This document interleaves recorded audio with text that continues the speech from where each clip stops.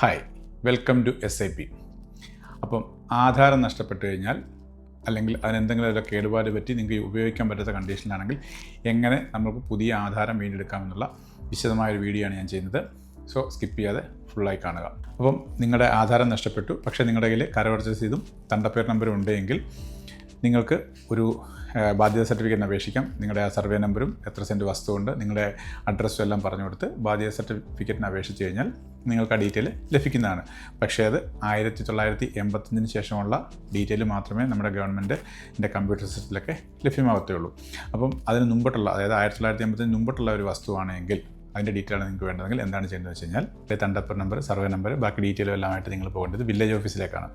അപ്പോൾ നിങ്ങൾ വില്ലേജ് ഓഫീസിൽ ചെന്ന് കഴിയുമ്പോൾ വില്ലേജ് ഓഫീസിലെ ബുക്കിനുള്ളിൽ നമ്മുടെ തണ്ടപ്പേർ നമ്പറിൽ പോക്കുവരവ് വർഷവും ആധാർ നമ്പറും രേഖപ്പെടുത്തിയിട്ടുണ്ടാവും. അതായത് ഓൺലൈനിന് മുമ്പിട്ട് ഇതെല്ലാം ബുക്കിലാണ് രേഖപ്പെടുത്തിയിട്ടുള്ളത്. അപ്പോൾ നിങ്ങൾ അവിടെ നിന്ന് ഈ പറഞ്ഞ വർഷവും അതായത് ആധാർ നമ്പറും എല്ലാം കളക്ട് ചെയ്ത് പോകേണ്ടത് സബ് രജിസ്ട്രാർ ഓഫീസിലേക്കാണ്.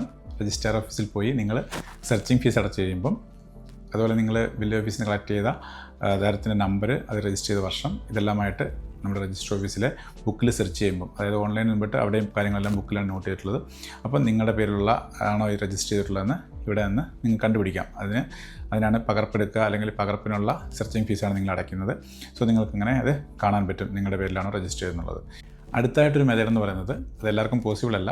സപ്പോസ് നിങ്ങളൊരു 50 സെൻറ്റ് ഉള്ള ഒരാളുടേതാണ് നിങ്ങൾ വസ്തു വാങ്ങിച്ചത്, അവരുടേതാണ് ഒരു 10 സെൻറ്റ് അല്ലെങ്കിൽ 5 സെൻറ്റ് നിങ്ങൾ വാങ്ങിച്ചിട്ടുണ്ടെങ്കിൽ നിങ്ങൾക്ക് പ്രമാണം എഴുതുന്ന ആളുടെ അടുത്ത് പോയി അവരുടെ ആധാരത്തിൻ്റെ നമ്പർ വാങ്ങിച്ച് അതുമായി നിങ്ങൾ രജിസ്റ്റർ ഓഫീസിൽ പോവുകയാണെങ്കിൽ ആ നമ്പർ വെച്ചിട്ട് അവിടെ കമ്പ്യൂട്ടർ സെർച്ച് ചെയ്ത് കഴിയുമ്പോൾ നിങ്ങൾക്ക് ആധാരം രജിസ്റ്റർ ചെയ്തിട്ടുള്ള ആധാര നമ്പർ അവിടെ നിന്ന് ലഭിക്കുന്നതാണ്. അതായത് രജിസ്റ്റർ ഓഫീസിൽ നിങ്ങൾക്ക് ലഭിക്കുന്നതാണ്. സോ അങ്ങനെ നിങ്ങൾക്ക് നിങ്ങളുടെ ആധാരം എടുക്കാവുന്നതാണ്. അതുപോലെ നിങ്ങളുടെ ഈ ആധാരം ഏതെങ്കിലും ബാങ്കിൽ പണയപ്പെടുത്തിയിട്ടുണ്ടായിരുന്നെങ്കിൽ അവിടെ ഗഹാൻ എഴുതുന്നതാണ്. ആ ഗഹാൻ റിലീസിൻ്റെ ഒരു കോപ്പി നിങ്ങൾക്കും ഒരു കോപ്പി ബാങ്കിലും വെക്കുന്നതാണ്. അതുകൊണ്ട് തന്നെ നിങ്ങൾ ആ ബാങ്കിൽ ബന്ധപ്പെടുകയാണെങ്കിൽ അവിടെ നിന്ന് നിങ്ങൾക്ക് ആധാരത്തിൻ്റെ ഡീറ്റെയിൽ കിട്ടുന്നതാണ്.